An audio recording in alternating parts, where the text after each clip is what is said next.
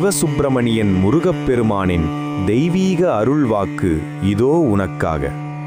பரிசுத்தமான என் வேலின் ஒளி உன் வாழ்வின் இருட்டை அகற்றி நம்பிக்கையின் தீபத்தை ஏற்றட்டும். உன் மனதில் எழும் சோகங்களும் அச்சங்களும் என் பார்வையில் கரைந்து போகட்டும்.